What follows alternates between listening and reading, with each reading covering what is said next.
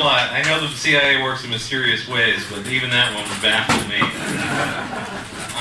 Thanks very much for coming tonight, and thanks for coming out in this heat. I was told it was going to be hot up here, and I said, well, I just drove up from Sacramento, where it's like 108, and I don't have air conditioning in my car. And when I talk about hot, nothing's going to be as hot as that. First of all, I want to recognize a couple of people that are here tonight.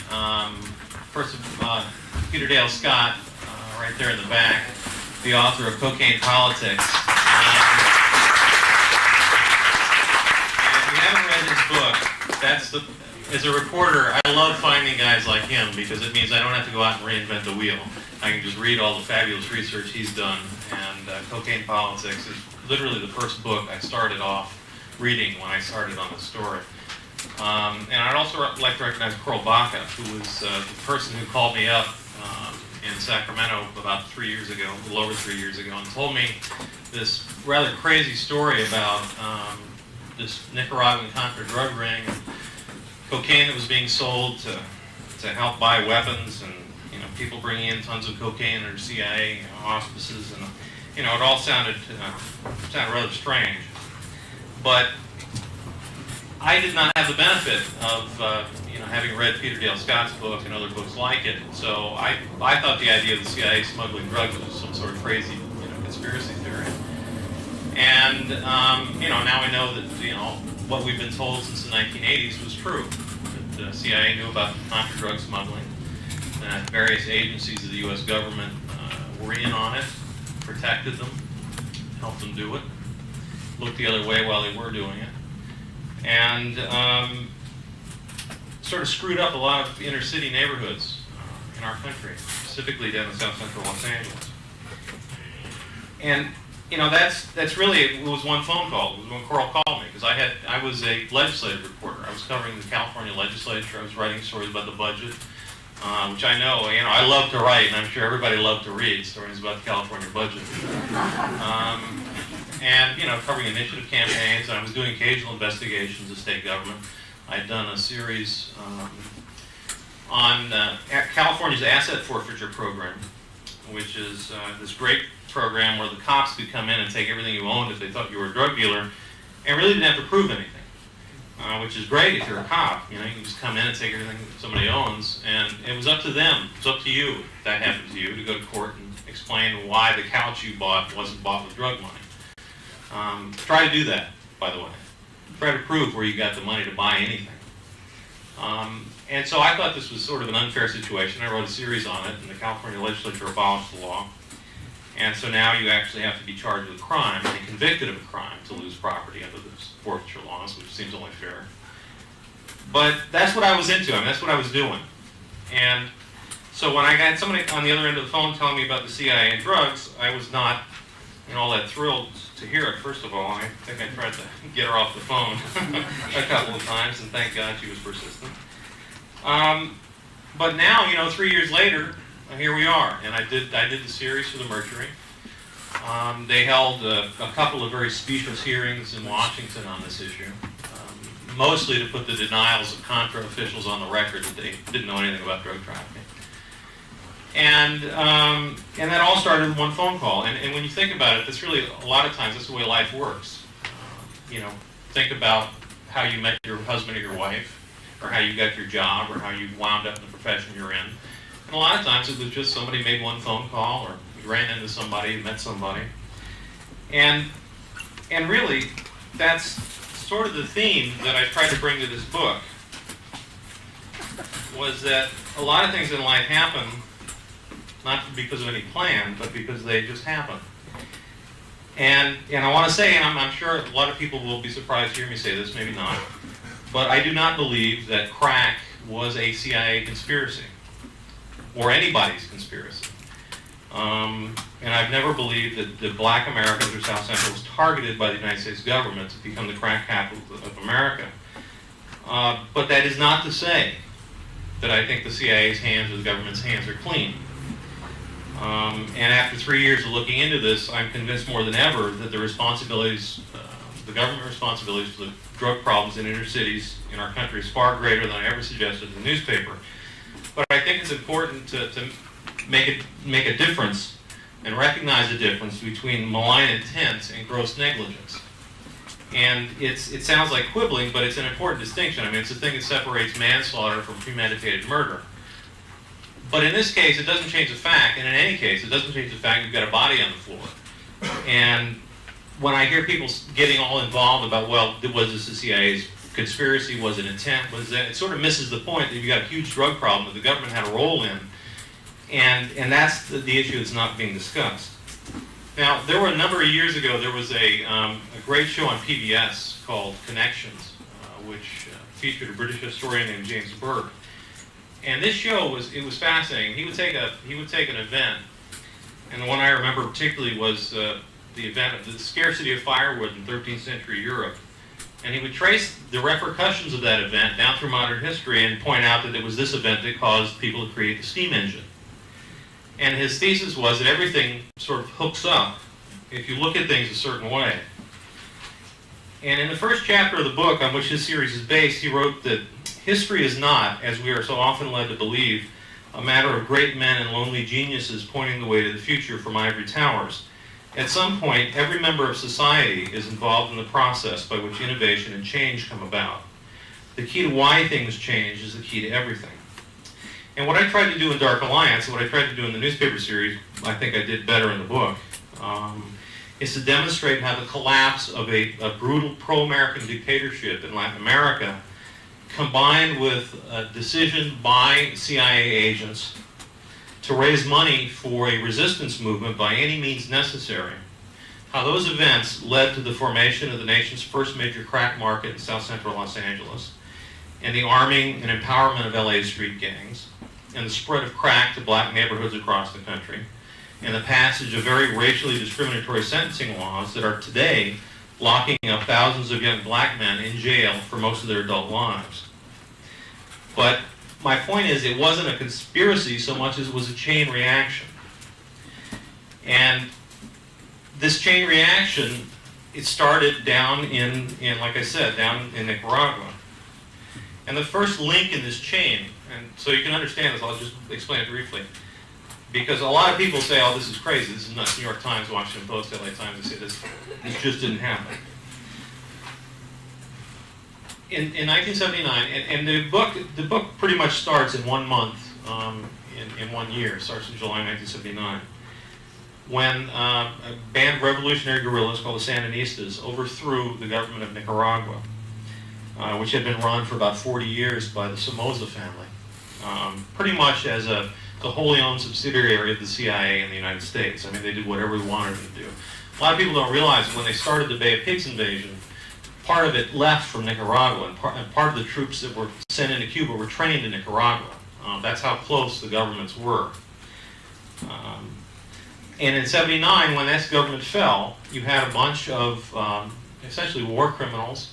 You had a bunch of very wealthy businessmen, all the folks that were close to Somoza, suddenly found they couldn't live in their own country anymore because Sandinistas were tired of them. And they didn't want them there anymore. And a lot of them naturally came to the United States.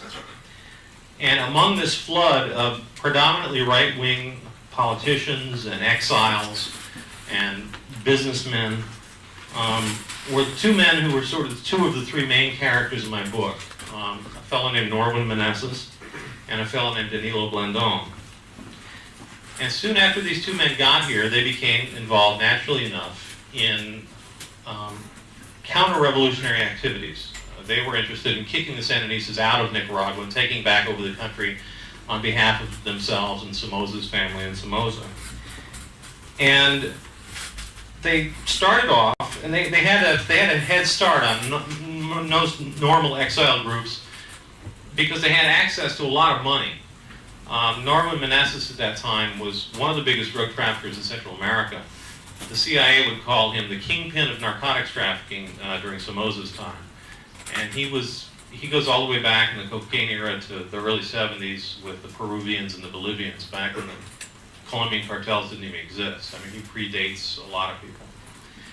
And so they used this cocaine pipeline he had to finance the Contra-War movement here in the United States primarily.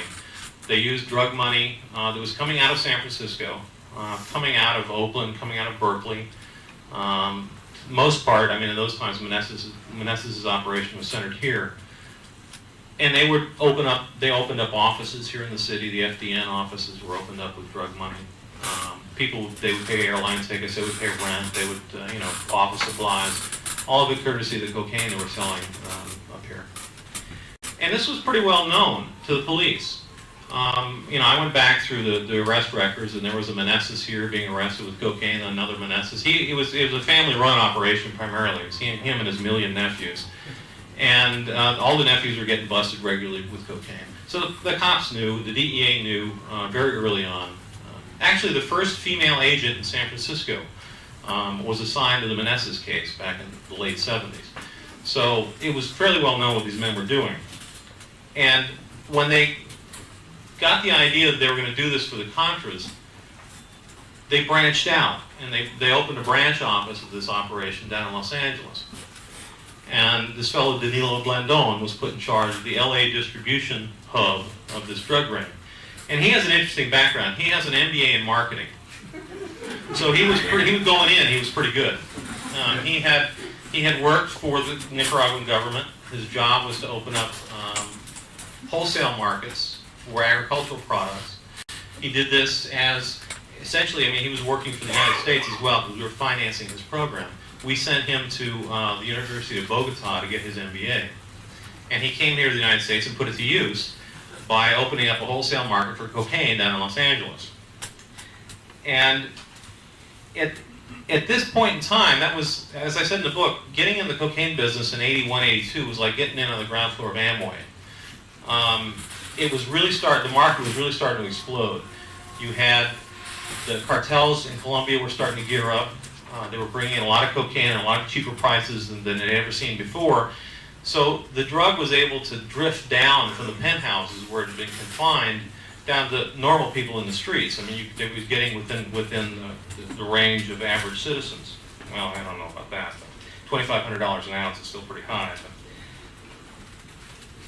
one of the places they started selling this drug when they went down to open up this LA market was South Central Los Angeles.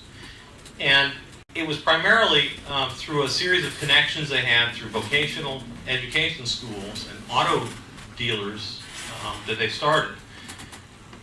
Blandon got a job with a couple of these gigantic, I call them, they're known as the trees. They were two Nicaraguans who were major cocaine traffickers, the Torres brothers. And they were like 6'7", 6'8". And the dealers called them the Twin Towers, and the cops called them the trees. They gave him a job at a used car lot he had, and he started, this was his cover, and he would start selling cocaine. And this was a good place to work because the trees were married to two cousins of a fellow named Pablo Escobar, who was the head of the Medellin cartel. So he had a pretty good connection right off the bat. And he started selling cocaine around Los Angeles. And in '82, he met this kid named Ricky Donnell Ross. And Ricky was a 19 or 20-year-old, I believe, at the time. He was trying to, he had pretty well given up. He wanted to be a tennis player. And he was trying to get a college scholarship. And got try out with the Long Beach State tennis team. And when they found out he was illiterate, they said, well, we're not interested in you anymore.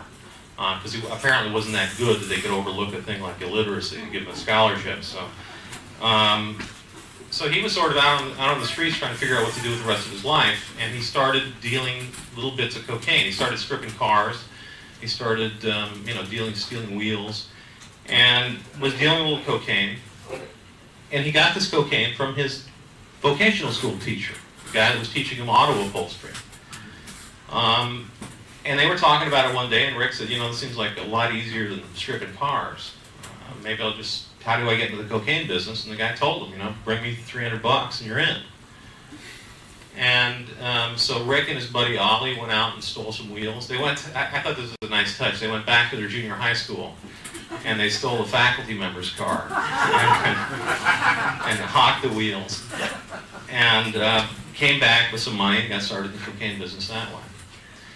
And eventually Rick, he was a very dedicated guy. He was the kind of guy who would practice for hours and hours and hours on the tennis court. He started devoting the same intensity to cocaine trafficking. And he was sort of one of the first down in South Central to really get onto cocaine, because he said most of his friends, most of the people he knew were dealing PCP, or Sherm, or water, or whatever you want to call it. And they said they used to make fun of him because he was like one of the few guys out there selling cocaine, and they were moving all this PCP. And he said what they didn't realize, he said every time somebody came to me, they were giving me $100. He said they go to my friends over there selling water, and he said they walk away like 10 or 15. So he said I didn't need that many people, and he said that's why I like dealing cocaine, because it was a higher profit item. And eventually he outgrew his teacher. His teacher started getting nervous and saying, look, I'm a school teacher, you know, I'm not a drug dealer, and you guys are starting a business, so why don't I introduce you to my source? And his source turned out to be one of these Nicaraguans who was working for Danilo Blandón. And eventually Rick outgrew him, and he outgrew the next guy, and finally he got to the top of the tree, and there was Danilo Blandón, and they hit it off. I mean, they really hit it off. They liked each other, they respected each other, they were good friends, and together they blanketed Los Angeles, South Central Los Angeles, with cocaine. And the thing is, right at the time they started doing this, it was a change in the cocaine market. And this is something I talk about in the book. It was coming on a parallel track in history. When you had the Contra War here, you had the cocaine smoking habit here coming up from South America, and they both collided in South Central Los Angeles in 1982 and 1983, when suddenly people who Rick was selling his powdered cocaine to were taking it home and putting it on the stove and cooking it up and throwing some baking soda and water together and making this new thing called crack. And Rick said that, you know, nobody believed it was dope when they first started seeing it. It didn't look like cocaine. You couldn't smoke cocaine. People were saying it was cocaine. Nobody believed it. It was only $25, and everybody knew you couldn't buy cocaine for $25. But people started trying it, and gradually, he said, they began asking for it. And Rick was very quick to spot a trend, and so he said, I went out and I hired somebody to make it for me. Because I didn't know how to make it. I got an F in chemistry. And so he started making it, and by 1983, 84, both he and Blandón said they were moving upwards of 150 kilos a week. And if you stop and think, a kilo of cocaine, according to the DEA, makes about 25,000 doses of crack. That's 1 kilo. And these guys were doing 150 a week. So you can sort of do the math and see how much they were moving. And Rick said that some days they were doing like $2 and $3 million a day in crack. Because the problem is that crack's so addictive. Once you start on it, you've got a customer for life. And as I go through part of the book is the history of crack and what happens and how it got here. And it was, I think, pretty much a historical coincidence that it got to South Central the same time the Contras did, with all their masses of cocaine, and fueled this market. It was an instant success, as it had been in Lima, Peru when it started in '74, as it had been in Bolivia. I mean, you could track it all the way up. Everywhere it hit, it was an overnight success. Now, like I said, a lot of people disagree with that scenario. The government and the media will have you believe that crack started overnight in 1986, sort of like a lotto game. Also, one day it was there, and one day it wasn't there, next day it was there. And it was coast to coast, and it was in every city in the United States overnight, and it was a giant problem, and we have to throw everybody in jail who deals with it to crack down on this. The problem is that's not the way it happened. It started very small scale in Miami, started in South Central. And it spread from there, and it came from the West Coast and the East Coast roughly the same time, and met in the middle of the country about 1989. But the argument is, well, this would have happened anyway. And it very well may have. I mean, crack was on its way, there's no doubt about it. But to argue that it would have happened exactly that same way, that it would have started in South Central Los Angeles, that it would have started in black neighborhoods, I don't think you can argue that without taking into account the fact that the Nicaraguan Contras are bringing a lot of cocaine into South Central and giving it to a guy who the LA Times would later write was the man most responsible for spreading crack through Los Angeles. I mean, they did a big story on Freeway Rick back in '94 and described him as the Dr. Moriarty of the crack epidemic. And when I pointed out that, yeah, that's true, but he was getting his cocaine from these Contras, suddenly we had to go back and change history. Now, the one question people have a hard time answering that believe that this theory of mine is crazy, I say, well, okay, then you explain why crack started in black neighborhoods first. Why did crack distribution networks leapfrog from one black neighborhood to another and bypass white neighborhoods and bypass Hispanic neighborhoods and bypass Asian neighborhoods? And what you will hear is this. Well, everybody knows that people down South Central are poor. Well, yeah, but there's a lot of poor neighborhoods, and they aren't all black. And then we're told, well, there's a lot of high teenage unemployment down there. And that's true too. But it's also true in Appalachia. I mean, I worked in Kentucky for a number of years, and I would see teenage unemployment rates at Colgood and Hazard would be 30 and 40%. So that doesn't wash either. And then we say, well, it's because they don't have very strong families. As if there are no white people trying to raise kids on food stamps and AFDC and everything else. And then we're told, well, it's because crack's so cheap. That's why it was so popular. I mean, $20 is $20, no matter where you spend it.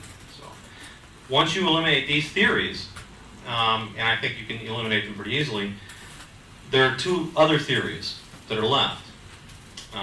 Both of which are far less comforting to think about.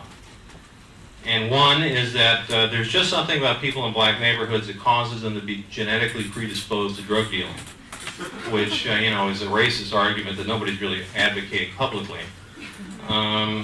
Although I can tell you that I think you saw some of that in some of the reaction pieces that were in the New York Times and Washington Post, where they argued that, well, the reason black Americans are so upset about this story is because they're just more susceptible to conspiracy theories than other people.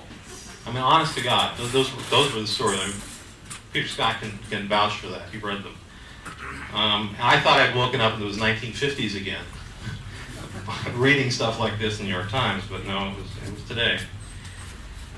These analyses never pointed out that a lot of white Americans think Elvis is alive. So I suppose that makes us susceptible to conspiracy theories as well. The other reason is that, and I think this is the reason that comes closest to the truth, is that someone started bringing cheap cocaine into black neighborhoods before they brought it into other neighborhoods. And in that time period, it allowed black cocaine dealers, primarily gang-connected black cocaine dealers, to get a head start on everybody else. I mean, because the cocaine business operates pretty much like any other business. I mean, it takes time to get a business going. And the advantage South Central had is that it had a pre-existing gang infrastructure. It had gangs that were selling PCP and marijuana, so it doesn't take any time at all to start funneling cocaine into that system and spread it around. And once these networks were entrenched and established, they spread crack along cultural and ethnic lines, embodied by the street gangs. And by the late 80s, you were seeing all these reports on TV about how we've got Crips in Seattle, and how we've got Crips in Kansas City, and how we've got Crips in New Orleans. And the reason for that is simple. The LA crack market got saturated.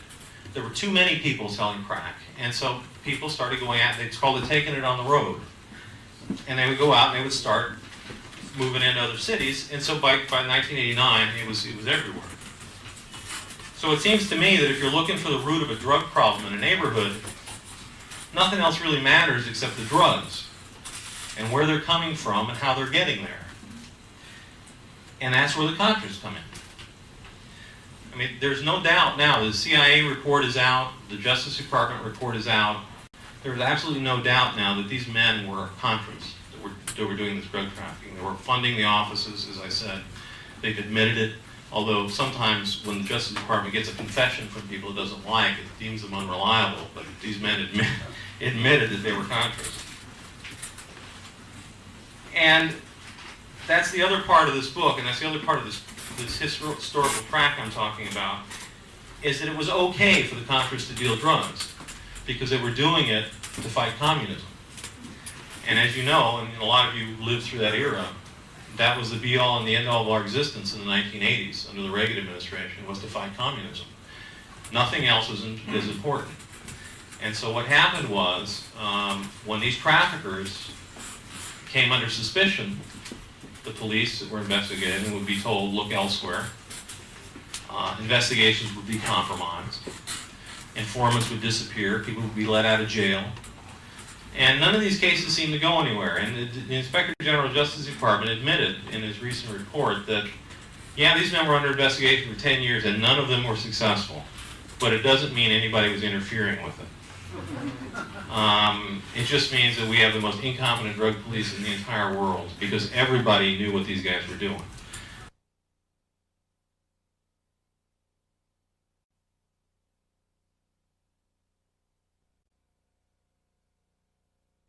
So it seems to me that if you're looking for the root of a drug problem in a neighborhood, nothing else really matters except the drugs and where they're coming from and how they're getting there. And that's where the Contras come in. I mean, there's no doubt now, the CIA report is out, the Justice Department report is out.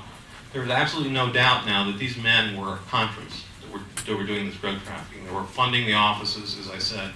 They've admitted it, although sometimes when the Justice Department gets a confession from people it doesn't like, it deems them unreliable. But these men admitted that they were Contras. And that's the other part of this book, and that's the other part of this historical track I'm talking about, is that it was okay for the Contras to deal drugs because they were doing it to fight communism. And as you know, and a lot of you lived through that era, that was the be-all and the end-all of our existence in the 1980s under the Reagan administration, was to fight communism. Nothing else was as important. And so what happened was, when these traffickers came under suspicion, the police that were investigating would be told, look elsewhere. Investigations would be compromised. Informants would disappear. People would be let out of jail. And none of these cases seemed to go anywhere. And the Inspector General of the Justice Department admitted in his recent report that, yeah, these men were under investigation for 10 years and none of them were successful. But it doesn't mean anybody was interfering with it. It just means that we have the most incompetent drug police in the entire world because everybody knew what these guys were doing. And as you'll see if you read the book, I've got DEA cables, I've got CIA cables, I've got FBI cables. Everybody knew what they were doing. And in 1986, the LA County Sheriff's Office, the only agency to actually do anything about these guys, they filed an affidavit down in court seeking a search warrant for this Contra drug ring. And in it, they laid out the entire situation. They were dealing drugs, they were bringing it into South Central, they were selling it to primarily black drug dealers, and they were taking the money to Florida and laundering it and using it to buy drugs. This was a sworn affidavit from an LA County Sheriff's Office in October 1986. They went out on that raid, and the places, 14 places, they were all clean. They were all clean. People were telling them they were waiting for them. I mean, these how blatant these guys were. They said, oh, we thought you'd be here an hour ago. This was supposed to be a top secret drug raid. So that was the only attempt. After that, nothing happened. And until 1992, none of these men was prosecuted. Now it's interesting that after the Contra War was over and they weren't needed anymore, suddenly they became expendable and a lot of them started getting arrested. Norman Meneses, who was the head of this thing, got busted down in Nicaragua in 91 by the Nicaraguan police. He'd lived here in the Bay Area for years and years and years, never been arrested. Within 18 months, the Sandinista police arrested him and charged him with drug trafficking and convicted him and sentenced him to 30 years in jail. And when I was down there looking through the records of the Nicaragua Supreme Court, trying to figure out how come they could do it with one policeman and a couple of detectives when the entire United States government with its spy satellites and its CIA and DEA and a million of other intelligence organizations couldn't bring this man to justice for 20 years. The judges down there were wondering the same thing, and they didn't believe him. They didn't believe this cop when he came and said, this man's a major cocaine trafficker. And the judge says, well, how can you say that? He's been living in the United States all these years. If he's such a big drug dealer, why didn't the United States arrest him? And his response was a typical bureaucratic fashion, I suggest you ask the United States that question. Well, now we know the answer to that question. It was being protected. Now, lately, there had been two reports that came out, one by Justice and one by the CIA. Both of them announced that they saw nothing wrong, that this was all just explained by happenstance and coincidence, and nobody did anything wrong. And when you read the report, you find out that the person that wrote the conclusions obviously didn't read the report because they're wildly at variance. I found that, just to give you one example, Justice Department report talked about a cable from the San Francisco FBI office in 1988, written by an FBI agent to FBI headquarters. I mean, this wasn't something he was writing to himself. He sent this to FBI headquarters. And he said, the FBI believes that Norman Meneses, the head of this drug ring, was and may still be a DEA informant, which was true. Another reason he got away with what he did for so long, because he was working for the DEA. He also said, San Francisco FBI believes that Norman Meneses was and may still be an informant for the CIA. This is in an FBI file. The Justice Department's Inspector General said that didn't mean a thing. Can't read anything into that. Now, it gets even worse. During the course of the investigations the CIA was doing, they suddenly discovered that, to their surprise, there was an agreement between the Justice Department and the CIA not to report drug trafficking by CIA agents or assets. And I say to their surprise because this agreement had been in effect from 1982 until 1995. So now when you hear the CIA, as we did during the 80s, say there's no evidence of contra drug trafficking, now we know why there's no evidence. Nobody was given them anything, nor were they required to. And the Inspector General of Justice went and looked at the level of cooperation between the CIA and the DEA and reported that he could find very little evidence that the CIA had ever told the DEA anything about any drug traffickers, not just Contras, the drug traffickers in general. So we've got a situation where there was a deal made for 13 years. The Justice Department didn't have to be told about CIA drug trafficking. And I thought, well, maybe they forgot to put it on the list. Maybe I'm a hopeful guy. Maybe the Just Say No administration just forgot to put drug trafficking on this list of crimes. And then Congresswoman Maxine Waters faxed me a couple of letters she got from the CIA. And one of them was a letter from William French Smith, the former director of the Department of Justice under Reagan, to William Casey, the former head of the CIA under Reagan, and saying, oh, by the way, Bill, somebody pointed out that we did forgot to put drug trafficking on the list. And he said, but I don't think it's necessary because, there's been such great cooperation between DEA and the CIA that we don't have to worry about it. And Bill Casey wrote back and said, gee, thanks, Bill. This strikes a proper balance between legitimate law enforcement needs and protection of sources and methods. So that's it. And that's where things stand today. We've got all this evidence out there that we were essentially sold a bill of goods during the entire Reagan era, that we had allowed our freedom fighters to pollute our cities with drugs and guns. That's another part of the book that I didn't get into in the newspaper series, was this wasn't just a drug ring, it was an arms ring. And they were supplying automatic weapons. They were an all-service drug ring, and they would do anything. And so that's where we are, and I don't get any great sense that anybody other than Maxine Waters and maybe John Conyers are all that interested in starting to pry up these rocks and look underneath them and see why there's all these files in the DEA and the FBI talking about contra drug dealing and CIA drug dealing that officially never happened. Nobody in Washington is all that interested in it. So, that's sort of a pessimistic report, I'm afraid, but this is an issue that historically Congress has not wanted to tackle. That's really where things stand. But on the other hand, we have a lot of people here tonight that are obviously interested in this topic. And I work in government now, and I can tell you that when lawmakers start hearing from people saying, we want you to investigate this, they start getting antsy. That's the reason the story got cranked down in the first place, is that people started marching the streets and people started going to congressional hearings in Washington. And I'll tell you one thing, those Senate Intelligence Committee hearings in November '96 were the scariest things Congress has ever seen. I mean, you had rooms full of people, jam-packed in congressional hearing rooms, shouting senators down from the floor. And if you've ever seen government at work, you've got a bunch of lobbyists out there sort of genuflecting to these guys all day. That wasn't the situation.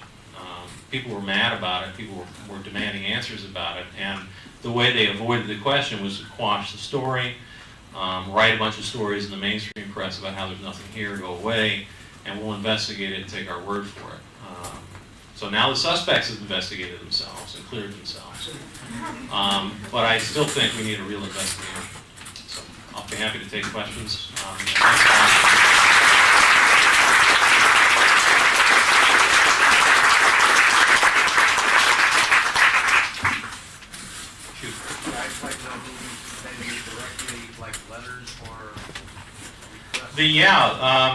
Porter Goss. This will be a fun one to write.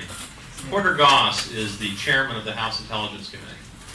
He's a longtime CIA covert operative. He brags about it. It's on his resume.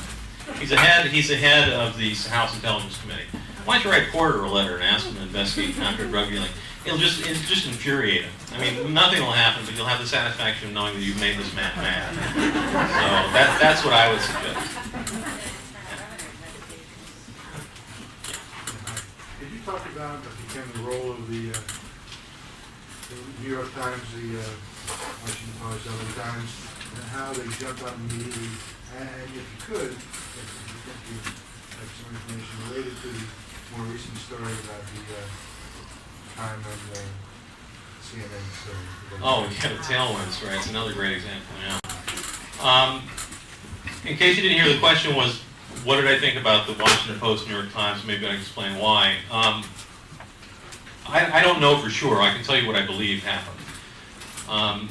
These newspapers, all through the 1980s, whenever this issue arose, whether it was the Senate report by John Kerry's committee in '89 that said the Contras deal in drugs, and the CIA probably knows about it. This was a 3-year investigation that was completely whitewashed by the media. I mean, they just buried the story deep as you can get. When the Kerry committee was holding congressional hearings, the papers were saying there's nothing here, there's nothing here. LA Times wrote a great piece. DEA says there's no supporting evidence. That was the headline of the story. DEA says there's no supporting evidence, but Senate wants to look anyway. And they wrote a story about how this is all nonsense and it's just a bunch of drug traffickers. And the DEA assures us that this wasn't going on. And as we know now, thanks to the Inspector General's report, the DEA not only knew what was going on, it was employing the man that was doing it. That's the role that the media played in assuring us all that this was just, probably Sandinista propaganda that we shouldn't take seriously because these, after all, are the freedom fighters.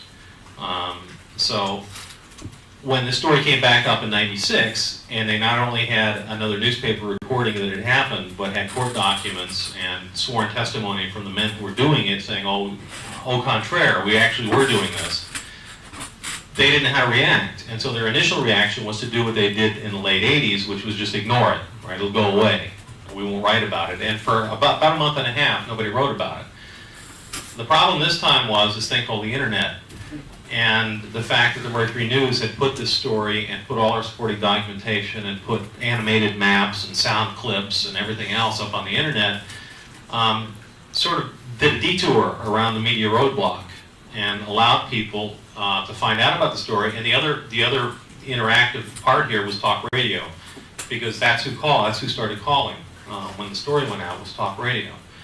And so I was able to go on the radio and say, look, don't believe me. Go to our website. Here's the address. Look at the stuff for yourself. And if you don't want to believe it, fine. But I think there's a lot of stuff up there you should see. And a lot of people took that advice. As I pointed out, one day we had like 1.3 million hits on the webpage, which was phenomenal. I mean, the newspaper's got a circulation of about 253,000. And we were getting email from all over the world. I mean, people literally all over the world were reading this stuff and printing it out and spreading it around. So then the major media said, well, now we're 3 weeks, a month behind the story.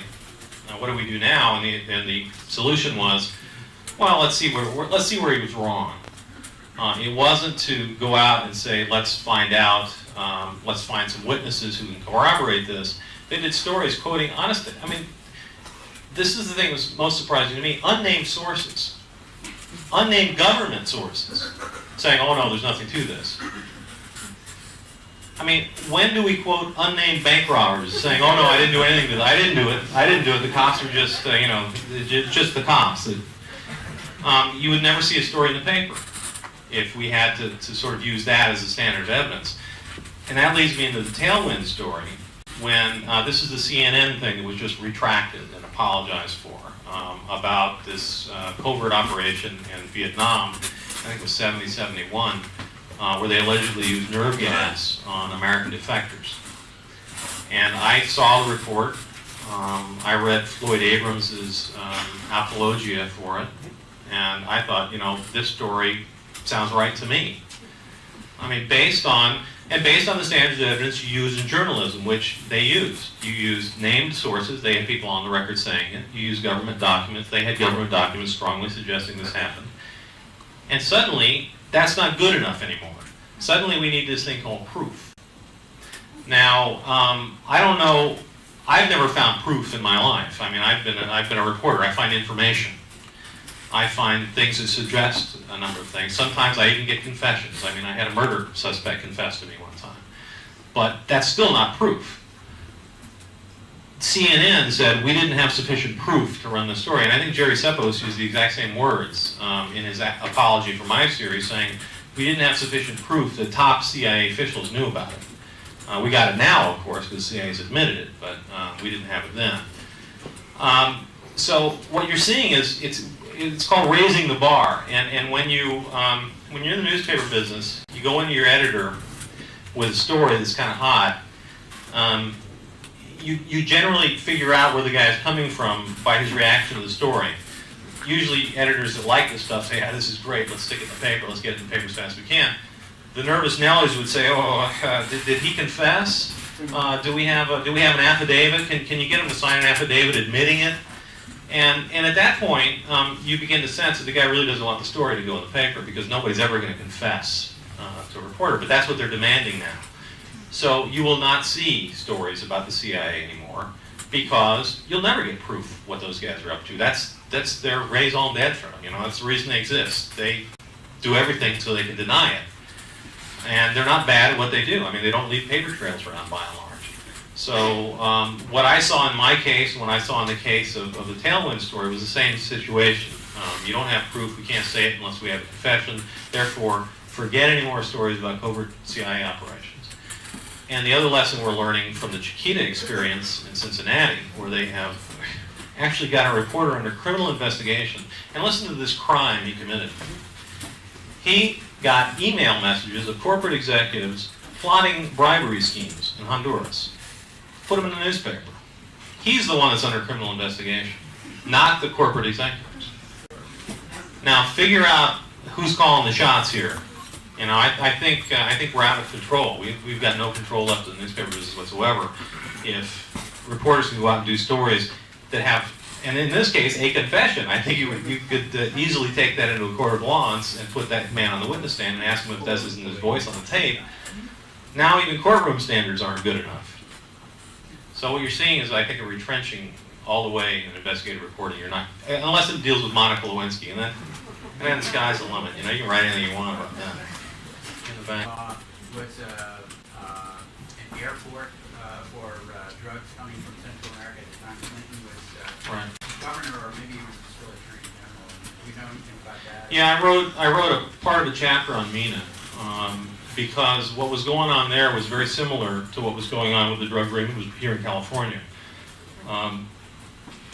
We interviewed a fellow who was an arms manufacturer, and he's got a webpage. You ought to see the stuff this guy makes. It's unbelievable. It's called La France Specialties. I think you can look it up on your web browser. It's called La France Specialties, and he makes all sorts of high-tech gizmos for cops and SWAT teams and all sorts of things. And he was hired by these drug traffickers to go down to El Salvador and set up a plant down in a bus station down there to make pistols for the Contras. And it's very similar to a book called Compromised, written by a fellow named Terry Reed, who's sort of a hero to the right.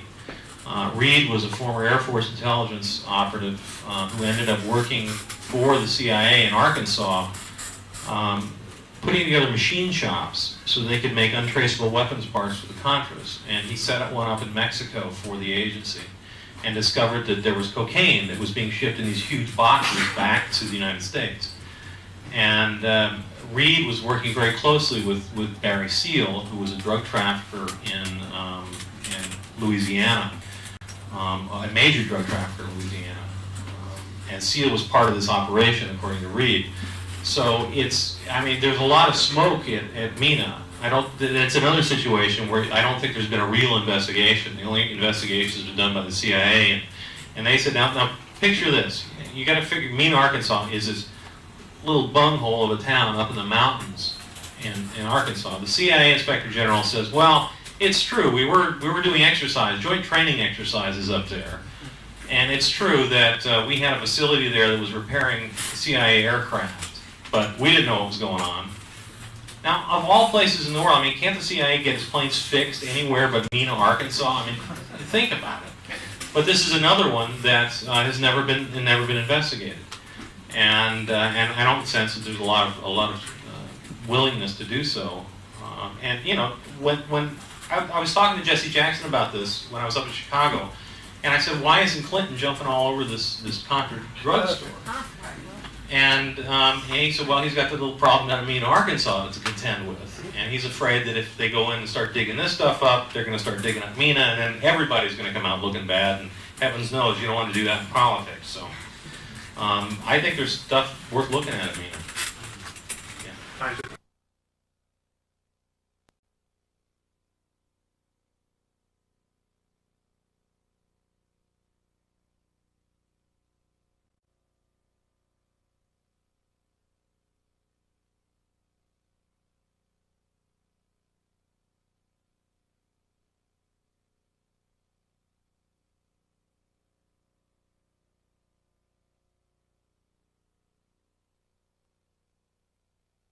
Money, but there was an element of mind control and mass mind control involved. No, the short answer is no. What I did find evidence of was that the Contras, the people that were dealing the drugs, did go into black neighborhoods consciously. And actually one of them was on tape talking to one of his associates about why he came up to San Francisco and tried to encourage him to get into the black thing, is what he called it. And his friend said, well, why is that? He said, well, because when they start killing themselves, nobody cares. So, and he was also caught on tapes and other conversations saying, it's great to deal in black neighborhoods because it goes so fast, you don't have to warehouse it. It just, as soon as you sell it to them, it's gone and they're back for more. So he was very conscious. This was Blandone. He was very conscious of why he was down there selling it, and was encouraging other drug traffickers to take cocaine into black neighborhoods. I think that's his MBA talking, more than any conspiracy. He just knew there was not going to be a police problem, and he was right. The drug ring operated down there untouched by the cops for years and years and years. So. Drugs is much bigger than the Contras or the LA. Is very global. I think the whole global economy would collapse if the drug trade was. Yeah, the question was, and the observation was that it seems like this drug situation with the government is bigger than what I even wrote about, and that the problem with the Sarin story is it exposed sort of U.S. hypocrisy vis-a-vis our complaints that Iraq was using it. And I think that's a good observation. I think in both of these cases, in the case of my story and in the case of the Tailwind story, you had newspapers or news organizations alleging crimes of state. That's at the bottom. That's what this is. This is a crime of state. Government involvement in drug trafficking, locking up its own citizens for doing the same thing the government does. If we're using nerve gas on our own people in Vietnam, how can we tell other people not to? They're very dangerous stories. They are very dangerous stories because they undermine our faith in our government, which frankly should be undermined if this is going on. But that's the reaction of the media, is not to undermine our faith in the government, it's to reassure us that everything's fine, you know, pay no attention to that man behind the curtain, everything's okay. There are no crimes of state. Oceania has always been our enemy. We've always been at war. I mean, that's literally, that's what it is. And when you get out of step with that, then the axe falls.